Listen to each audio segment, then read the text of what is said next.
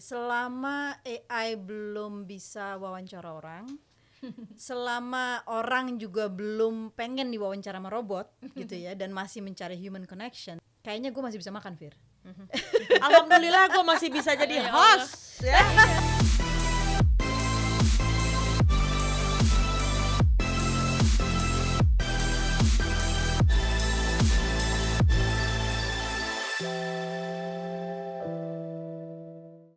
Selamat datang kaum Ecowers, para pecinta dan pejuang lingkungan di podcast Eco Room kali ini bersama saya seperti biasa, Fira Abdurrahman. Semoga nggak bosen ya. Nah, dua tamu kita kali ini para pujangga komunikasi di Indonesia yang banyak jasanya di isu-isu lingkungan, baik di media massa dan media sosial.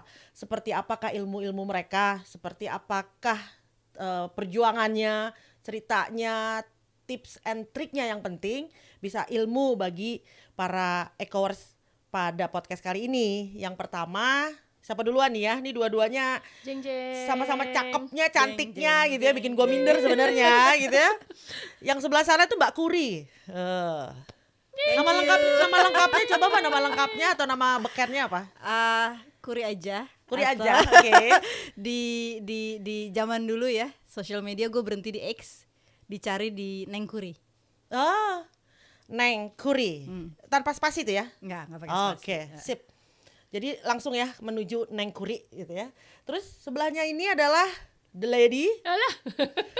Mbak Fira bisa aja. Apa nih, memperkenalkan diri? Namanya Mbak Sari. Namaku Sari Sugondo. Oke. Yes, Sari saja. Sari saja.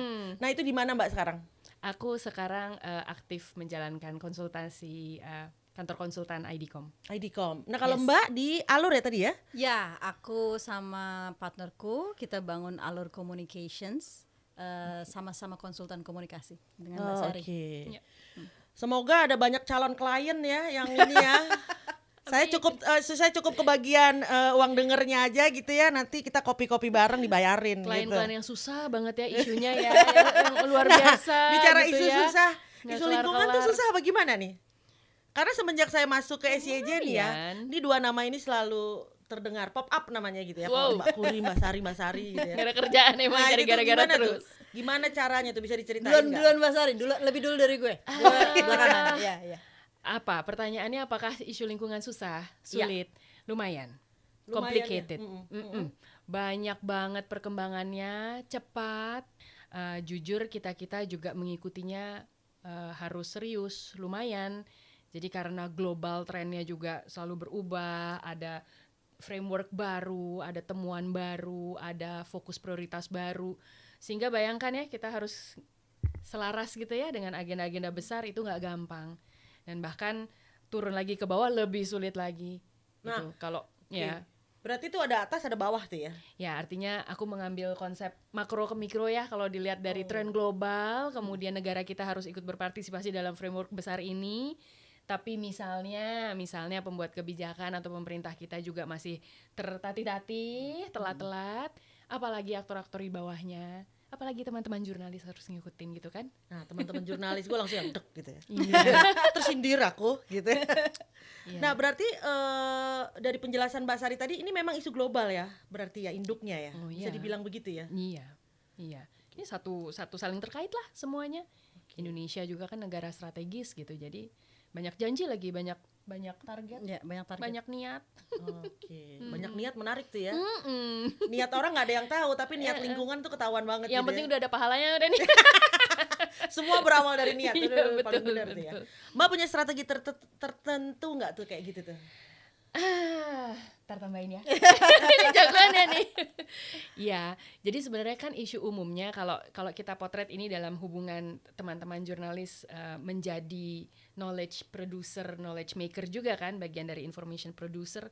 Kayaknya memang isu bahwa pengetahuan teman-teman jurnalis harus terus keep up ini yang kita harus dorong sama-sama.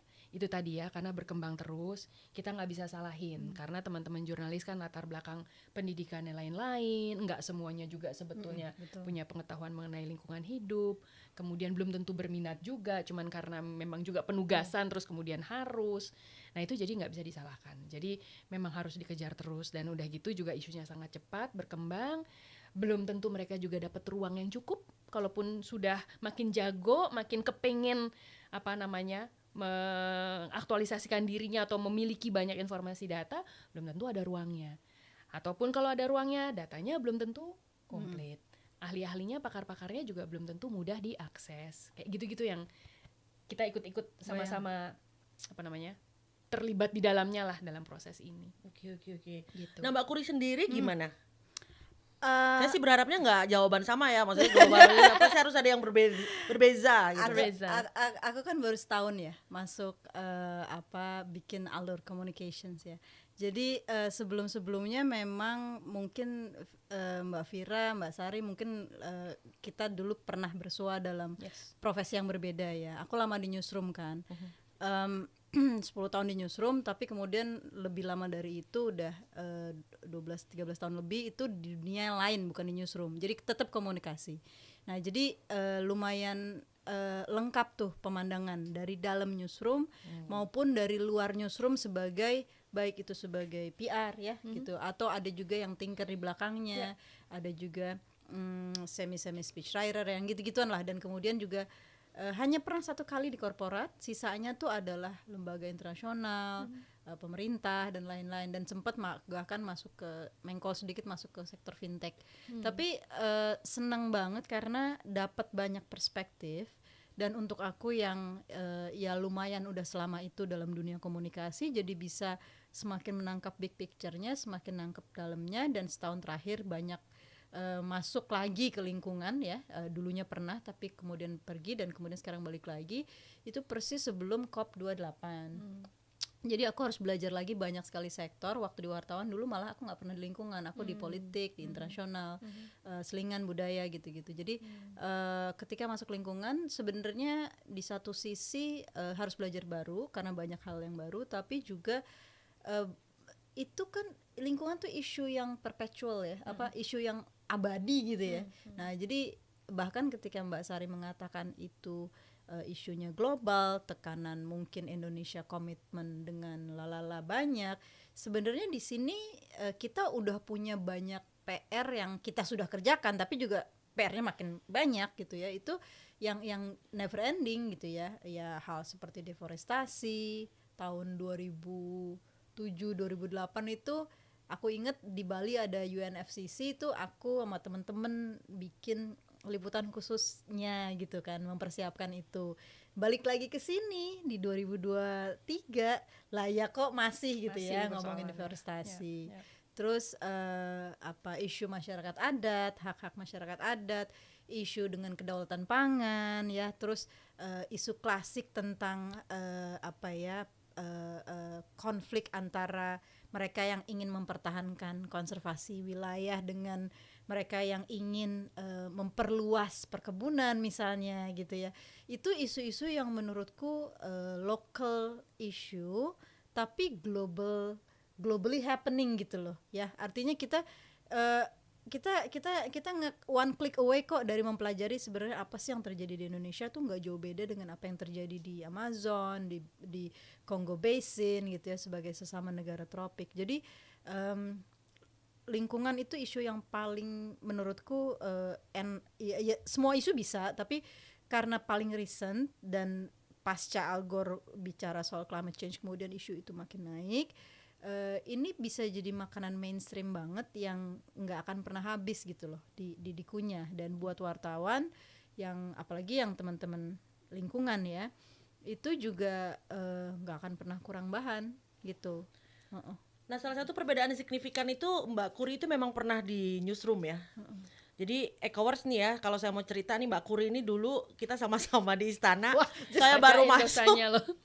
Mbak Kuri itu udah kayak yang kalau dia datang tuh yang kita yang wartawan baru yang ngeri Lebay, banget lebay, deh lebay, gitu ya. lebay, lebay, biar biar yang lebay. ini dia nanya dulu baru kita yang sisa-sisanya gitu. Penghuni istana Iya, pun yang takut ya. gitu ya. Terus disapa sama presiden. Nah, jadi bukan yang dia nanya tapi Kuri ada pertanyaan. Nah, itu tuh Mbak Kuri tuh dulu tuh Pernah kayak gitu. dibentak juga. Iya benar. Dan benar zaman itu ya benar. iya, Ya? dibentak itu abis sidang kabinet dibentak dan somehow ada kameramen iseng nayangin pas persis gue dibentaknya itu.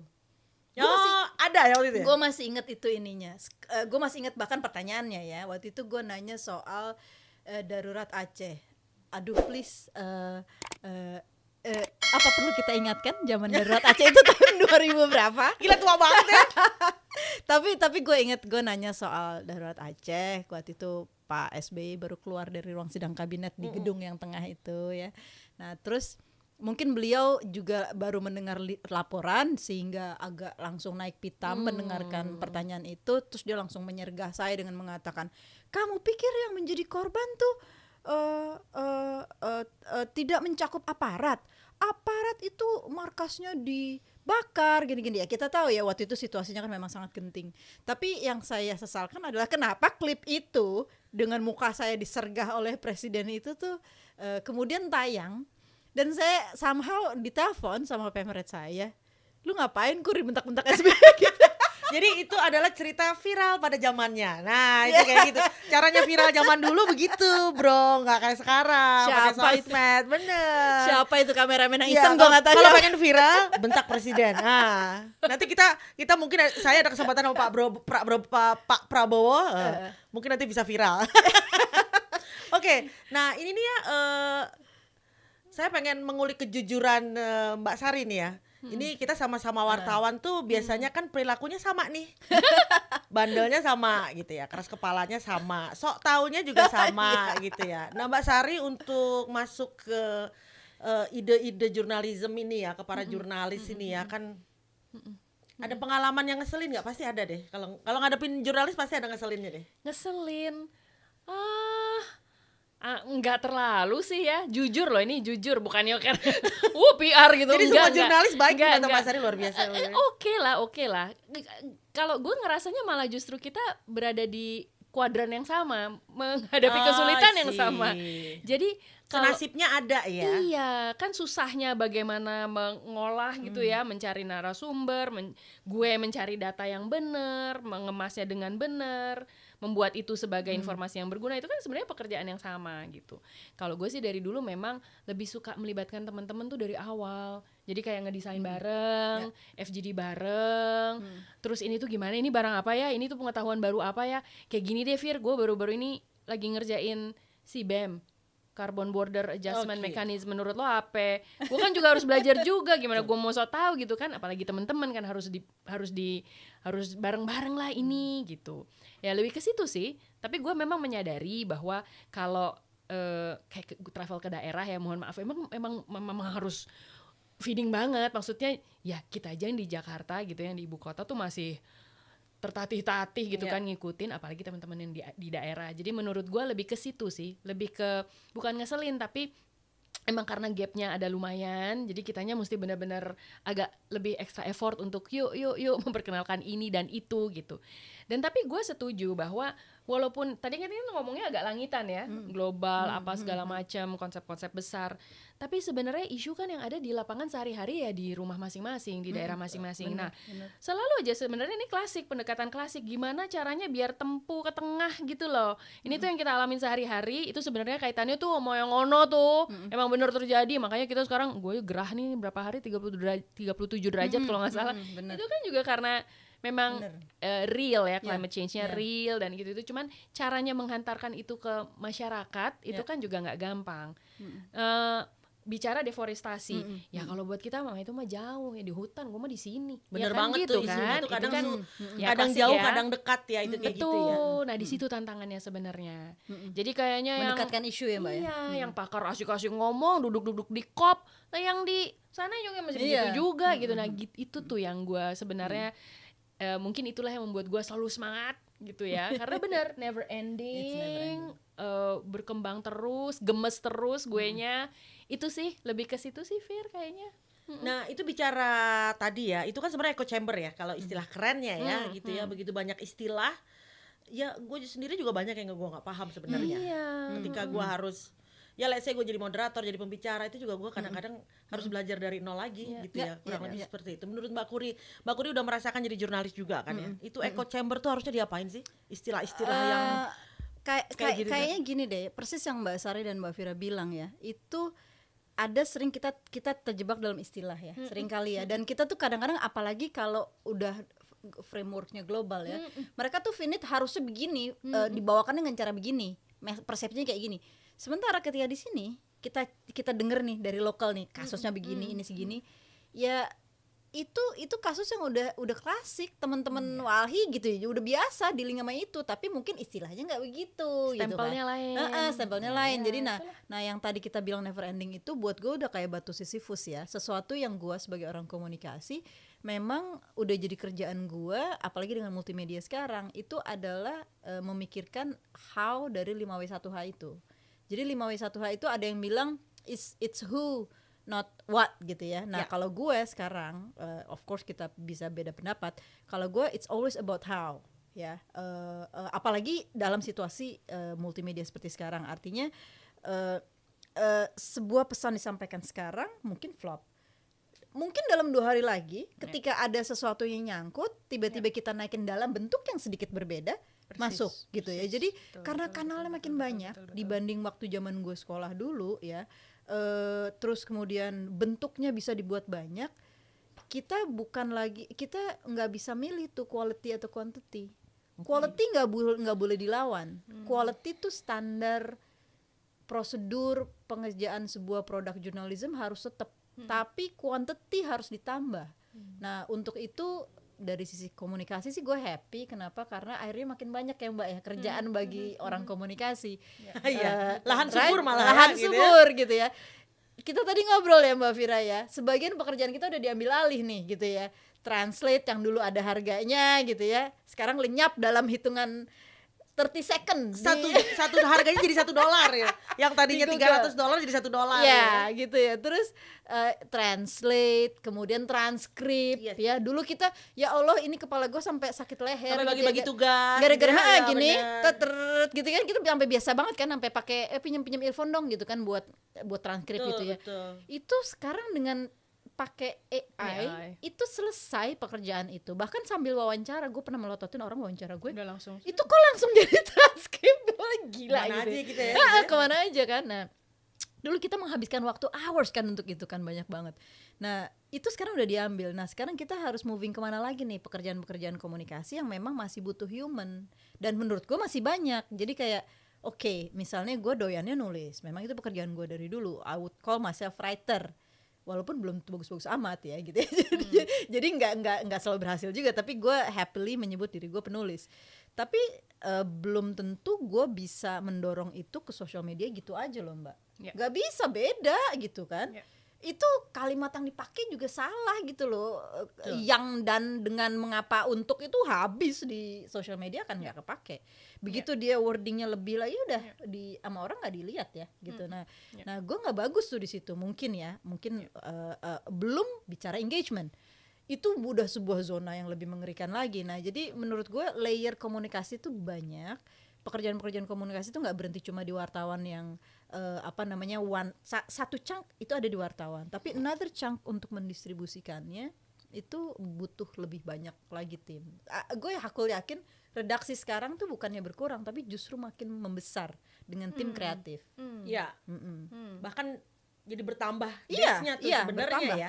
Sebenarnya melebar ya itu ya sebenarnya ya. Benar. Dulu ada masanya ketika kita di majalah tuh misalnya saingan gitu ya, dia nulis tentang itu gitu. Kita tuh bisa ngomong, kita udah pernah, kita 3 minggu lalu kita nulis itu gitu. Belagu banget sekarang, itu gak ngaruh. Lu boleh ngomong lu udah pernah, tapi kalau pada saat pack-nya naik terus lu gak bahas lagi, ya you lost moment kan. Nah jadi menemukan prime news-nya satu hal ya, lu launching itu satu hal, kemudian lu cuci lagi, utilize lagi, repurpose lagi, that's another thing. Jadi satu quality dan satu lagi quantity, itu nggak bisa ditawar sekarang. Betul. Itu memang pakem jurnalisme juga ya. Iya, iya. We have to deal with it. Quality nggak boleh ditawar kan? Ya. Bagaimana kita nyari sumber, bagaimana Karena itu sebuah terkait etika. Iya, bagaimana sebuah tulisan juga harus ada strukturnya. Kita bertanggung jawab terhadap cover both sides, ya semua hal-hal itu nggak boleh ditawar. Oke. Tapi kalau kita nggak pakai terus, yang kita percakapkan tuh ya udah aja tenggelam gitu. Karena sekarang orang makin jarang mau beli untuk baca media.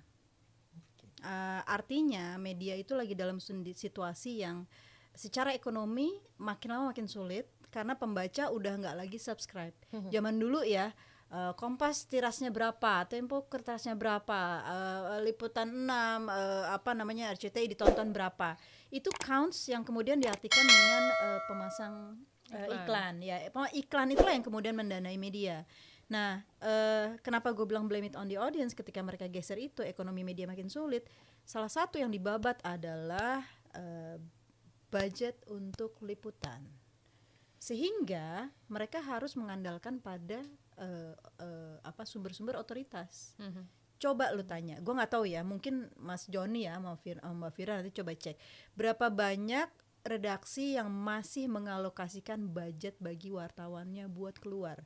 Zaman dulu gue bisa, Mbak Fir, misalnya gue dapet tip dari koresponden gue di Lampung sana ya, ada lalala gitu ya, terus gue akan telepon, oke, ceritain ke gue, perdalam, oke, nanti dia bilang gini-gini, Mbak Kuri ini gini-gini, konfliknya terjadi gini-gini, oke, sumber lu siapa aja, lo di situ bisa dapetin sumber siapa aja, lalala gitu ya, oke, gue punya dapet Kapolres ini, very lokal, kan? Di sini kemudian gue telepon beberapa orang yang otoritas ini, entah itu Kemendagri atau apa misalnya ya.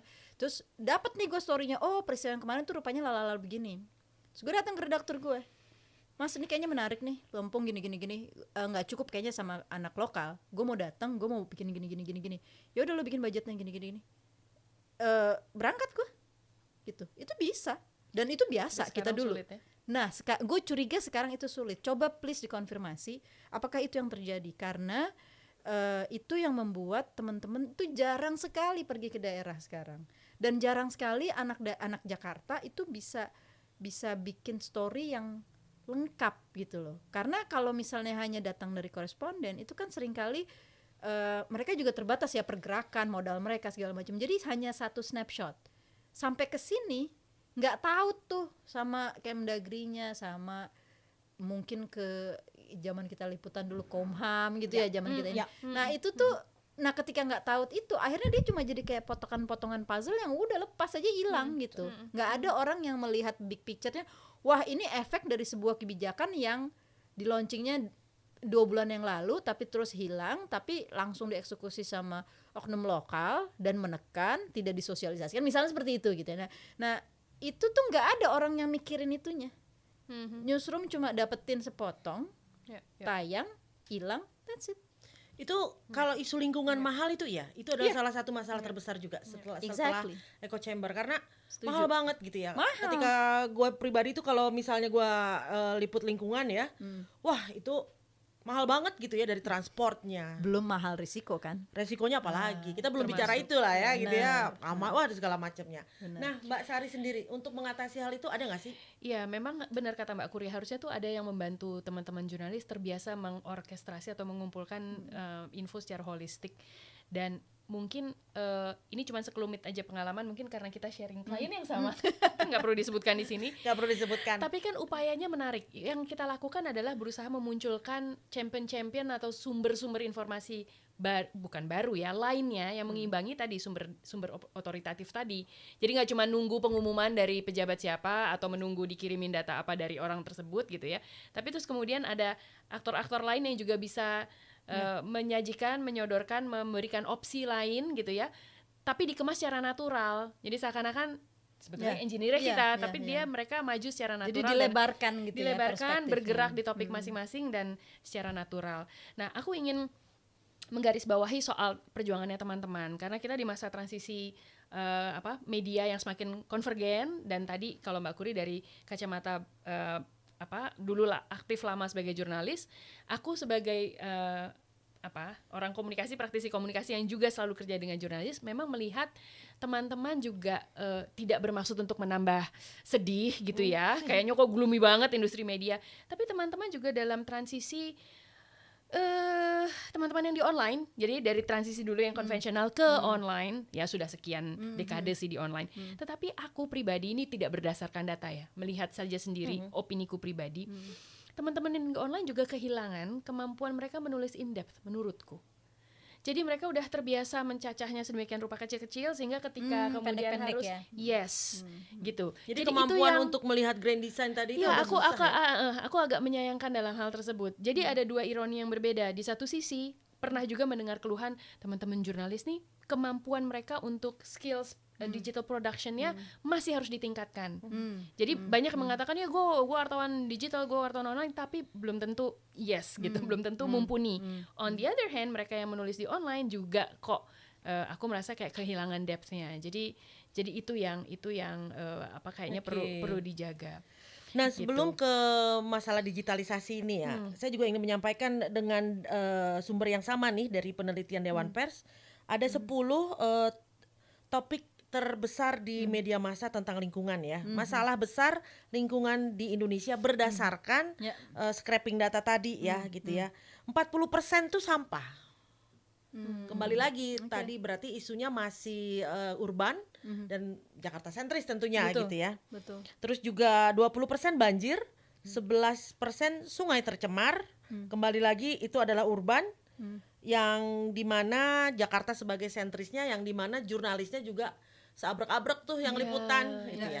Mungkin kalau misalnya sekarang ya di luar Jakarta kalau ada banjir sebesar banjir bandang gitu ya, tenaganya kan cuman jurnalis di Sumatera Barat berapa sih gitu ya sampai harus meng-cover semua gitu ya.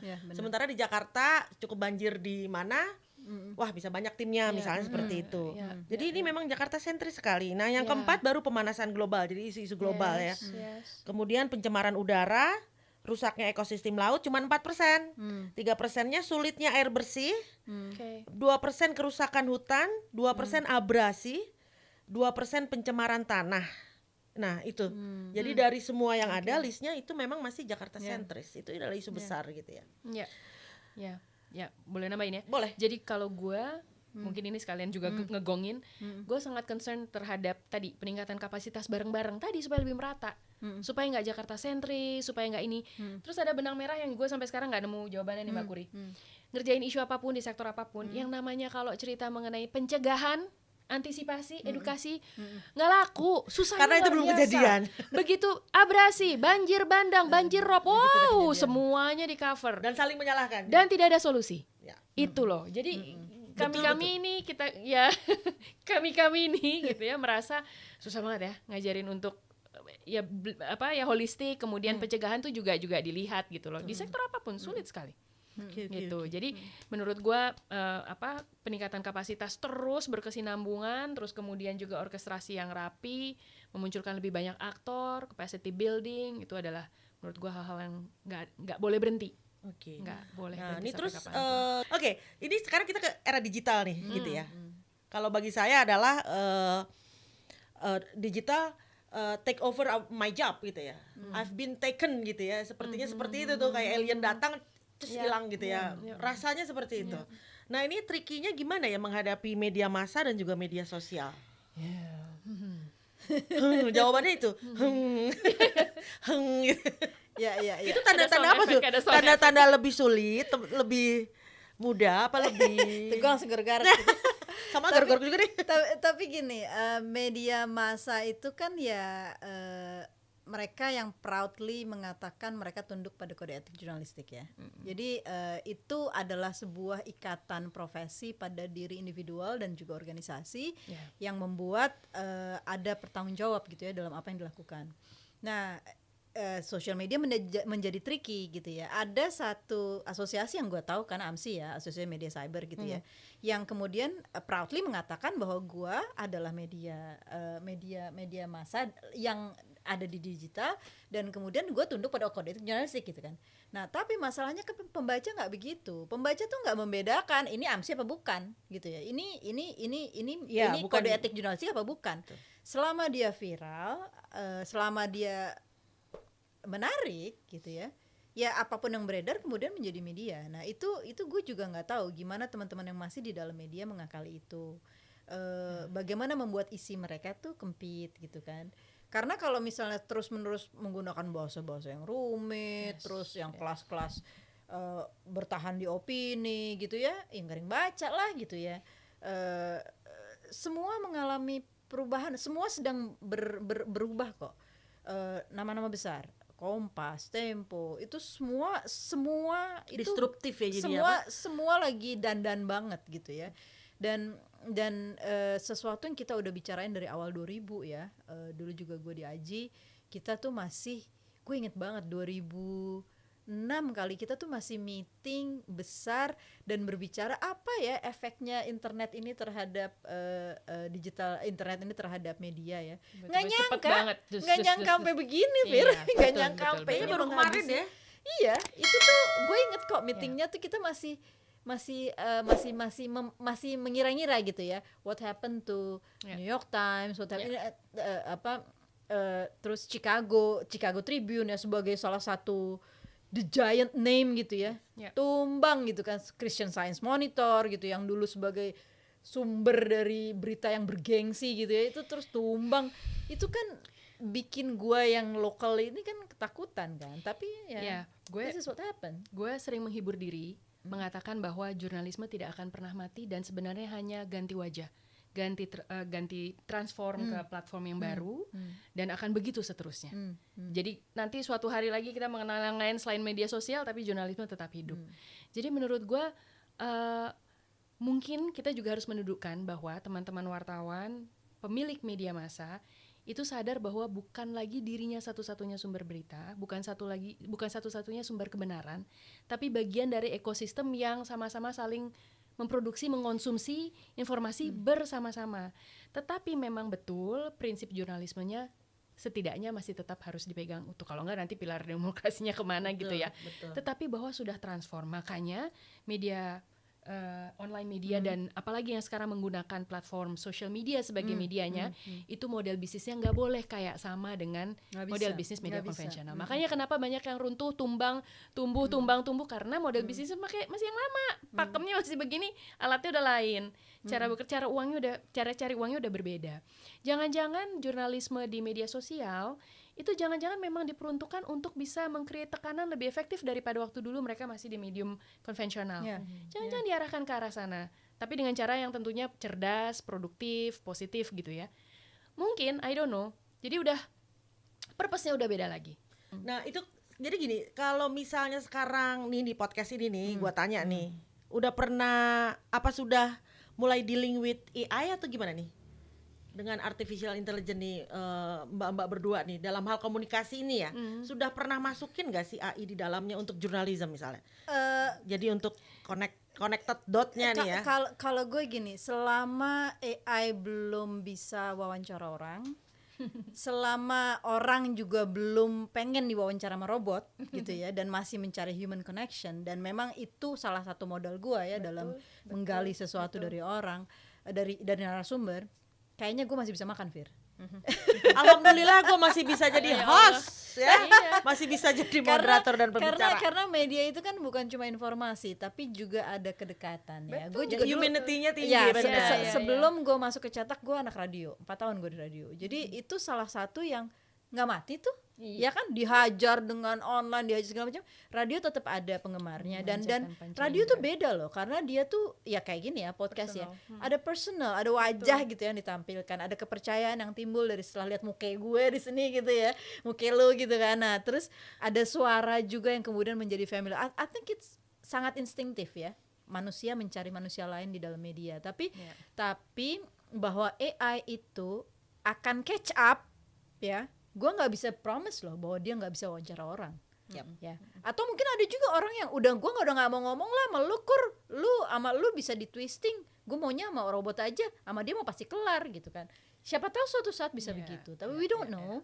Tapi sebagian pekerjaan tadi lo bilang ya, translation, transkrip, ya itu semua udah pindah gitu ya, udah pengumpulan data, pengumpulan data. Nah, termasuk pengumpulan data ya, Mbak ya. Bahkan analisa. Jadi lu kasih sekian banyak data, tolong cariin patternnya. Sekarang malah salah satu profesi yang paling mahal itu kan adalah penulis prompt, engineer prompt. lu bisa nanya apa sehingga dia menemukan yang lu butuhkan gitu kan.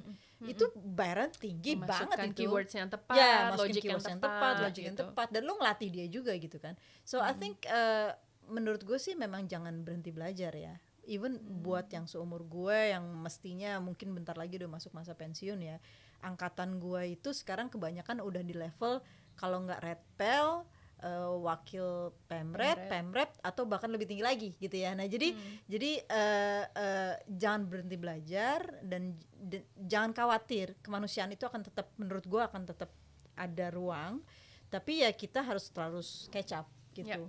Nah dari Mbak Sari, udah ada belum nih klien AI menghubungi Mbak Sari untuk masuk ke jurnalis, belok ke Klien lingkungan misalnya gitu? Klien AI, maksudnya gimana klien? Ya sebagai Edicom mungkin punya klien gitu ya yang ingin memasukkan AI nih di jurnalism. Udah pernahkah ada pengalaman kah, atau do you have any concern about it, or just like Klien per se terbuka meminta itu sih enggak ya, atau memesan ini, cuman belum ya? belum. Tapi nyampe. kami sama kayak Mbak Kuri kerjanya juga udah mulai ke sana. Jadi artinya itu hanya demi efisiensi, efektivitas gitu. Tapi tanpa mengorbankan kecerdasan. Tapi setuju sih itu harus tetap ada manusia yang mengecek, memoles dan sebagainya. Tapi memang mungkin sebentar lagi ya, bentar lagi bahwa ini kan connect dotted-nya itu lingkungan, jurnalism, termasuk juga komunikasi ya konsultan atau pelaku-pelakunya. Nah, mungkin dari 3 ini akan bertambah nih di tengah-tengah AI ya ke depannya ya berarti ya. Dan kita harus siap sebagai dengan salah itu. satu Benar. Jarvis gitu ya. Iya, benar. Ya, tapi satu yang masih menurut gue juga challenge untuk digantikan adalah kreatifnya. Gimana kita betul. bisa ngawinin semua multimedia itu ya, animation, infografik, foto, video, I don't know, black and white foto, segala macam itu tuh gue masih percaya pada manusia yang bisa berkreasi. Seperti juga lukisan gambar yang ada di gua ya gitu ya. Ini it's always manusia yang akan lead itu, dan ya kita harus terus ngasah supaya bisa juga selalu ngunggulin itu. Oke, baik, nggak berasa ya udah lama ya ternyata ya, padahal banyak banget pertanyaan nih gitu ya, tapi nanti kita lanjutkan lagi di luar ruangan gitu ya. Dan terima kasih Ecowers yang sudah stay tune ya, ngikutin isu ini. Ini adalah sedikit membuka ke publik nih ya, dapur-dapur jurnalism gitu ya, bahwa yang ada di dalamnya itu banyak terpengaruh, terutama isu-isu lingkungan ini dari Mbak Kurim maupun Mbak Sari dan para komunikator lainnya ya gitu, bahwa bagaimana mengkonsepkan isu lingkungan di jurnalism itu it's not easy. I think everybody agree with it gitu ya, bahwa itu tidak mudah dan memang membutuhkan komitmen luar biasa nggak sih gitu ya, kayak Mbak Sari, Mbak Kuri itu wajahnya udah mulai lingkungan banget gitu ya. Dan it is good gitu ya. Indonesia membutuhkan orang-orang seperti Mbak Kuri dan Mbak Sari. Terima kasih udah datang di Ecorum. Sama-sama. Terima kasih sama-sama. Selamat. Thank you banget udah diundang. Mudah-mudahan Thank you, bermanfaat. makasih banyak. Insya Allah bermanfaat gitu ya. Insya Allah. Baik, kaum Ecowers, pejuang lingkungan dan pecinta lingkungan, sampai bertemu lagi di podcast Ecorum selanjutnya bersama saya Vira Abdurrahman.